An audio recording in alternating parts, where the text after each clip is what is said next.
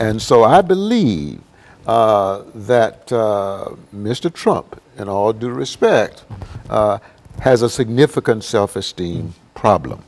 I don't quite feel that way about Ms. Clinton because, or Secretary Clinton, because if you look at her history, she's been involved in trying to help other people, children and women and people who don't have medical care. Given that history, I think the evidence is that she does feel good about herself. And let me just say this, people who don't feel good about themselves, they tend to be highly self-centered. They tend to pursue pleasure. They tend to pursue excitement.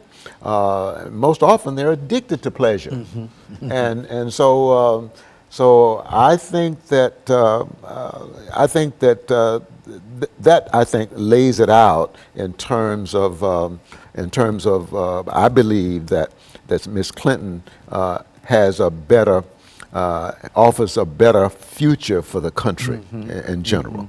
And so no matter how much money you have or whatever, you can still have self-esteem is not associated with wealth or money or fame or anything. It's that's one thing that's in you that no matter that nothing can erase it. Is that what we're saying? Yes. And let me also say this. Only God can heal. Hold it. Let's take this commercial break. Is this time for this commercial break? And we'll be back following this short commercial break.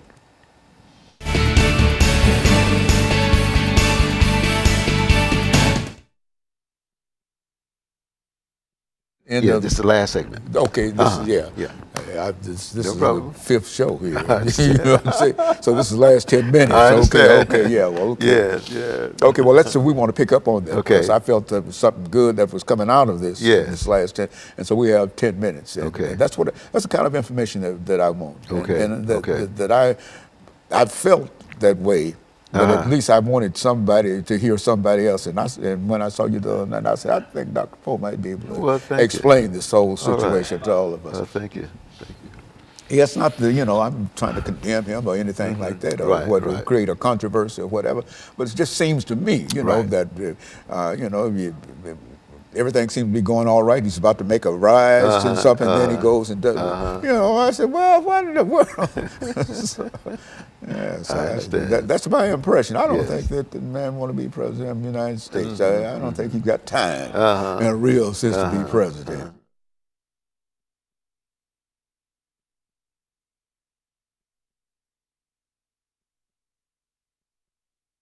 Doing it in a negative sense. I think everybody sees it's obvious, that something's wrong. And so.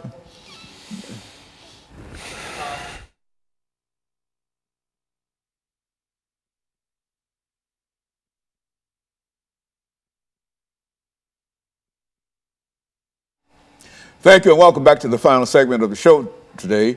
We're talking to Dr. CPoe, and he's giving us some information in reference to the psychological interpretation of the election of 2016. And of course, Dr. Poe, we've got 10 minutes, and so let's avail ourselves of all of your knowledge and information in terms of trying to bring all of this together. Okay.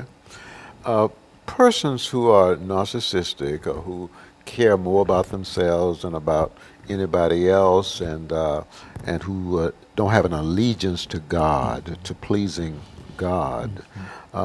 These persons almost always are addicted to having their own way.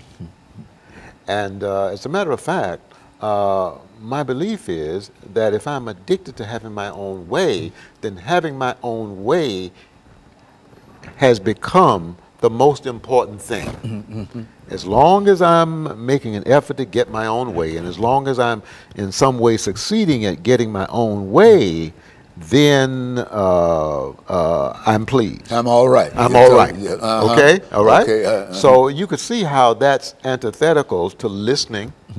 You can see how that's antithetical to being humble. You can see how that's antithetical to being submissive. So persons who who are addicted to having their own way. They are most often arrogant. They're most often prideful. They most often brag on themselves. They most often have a much higher opinion of themselves than other people. And so there you have it. There you have it.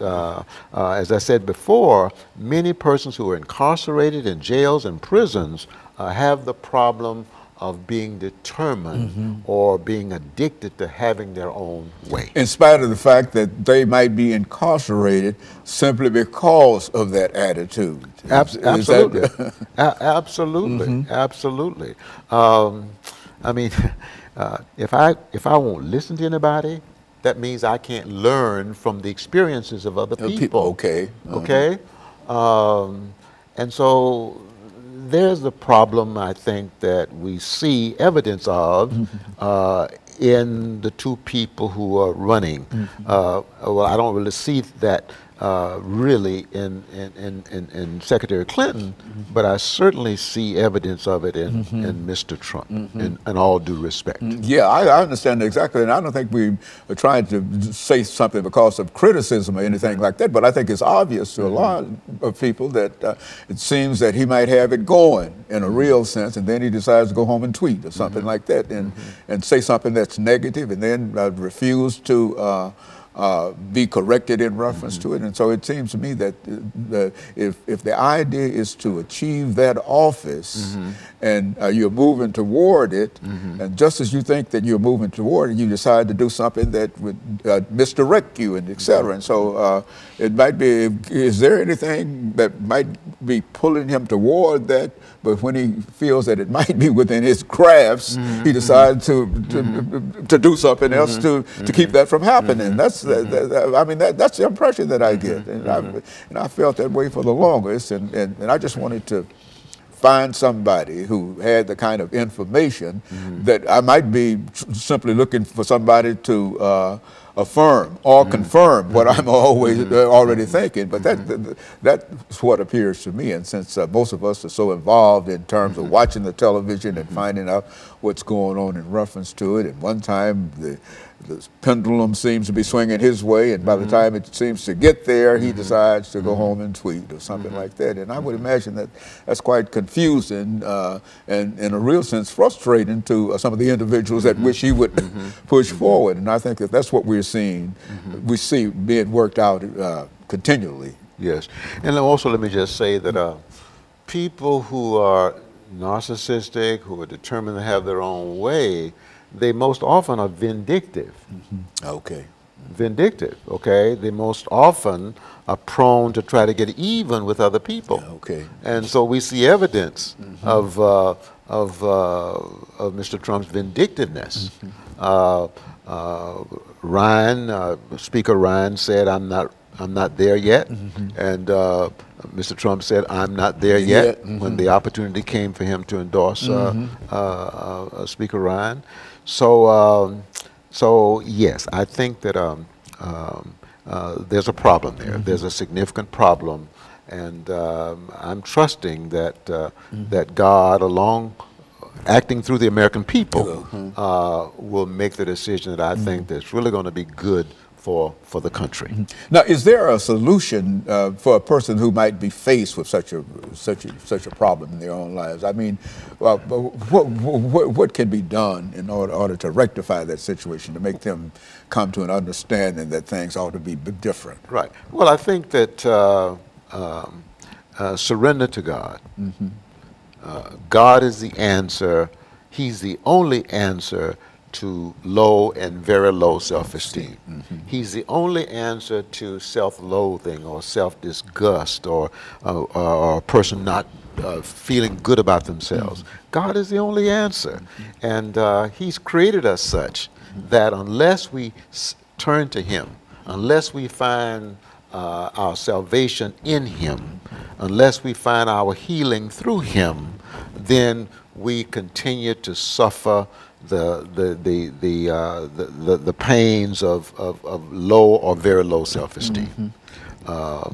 It's very difficult for me to love other people if I don't really have the proper love for myself. Okay. I recall Oprah Winfrey said once, she said, I don't know about, I'm not expert on racism, but all I know is that if you can't hate me unless you first hate yourself. Unless you first hate yourself. Okay. So I'm in prayer for Mr. Trump. I do pray for him. Okay, and I wish him the best. But I don't think that he's the man for the job of presidency at the present time. And I don't think that he's a man that would like to be.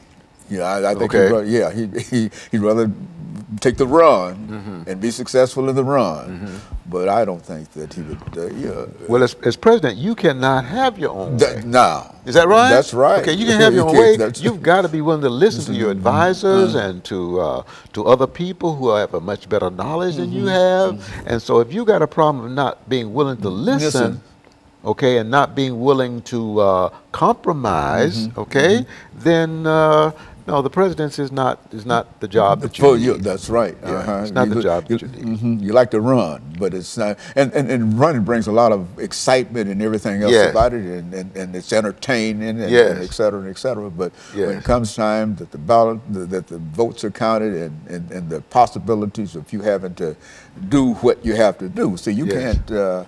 You have to stay in the White House. Absolutely. Sit in. you got to stay there a while. And plus, you got a schedule, and you got to follow the schedule. You got to be willing to follow the schedule, okay? Which is like following an authority outside of yourself, okay? So anyway, I feel I want to thank you for inviting me to come and to share in this way. It has helped me to crystallize my thinking about the situation, about election, about the presidency election 2016. Yeah, well, I think I want to thank you, and we've got about a minute before this show ends for the day. But that's essentially what I wanted to do. After seeing that. About love and how persons ought to respect and the things that we've been talking about over the last 15 or 20 years. But I think that, and I guess that's primarily through those kind of conversations that I came to the conclusion that, hey, I got to talk to Poe about this, because this has been weighing on my mind, and every time it happens, I say, well, how did this happen? And I know, I've got a fairly good idea that sometimes you just don't.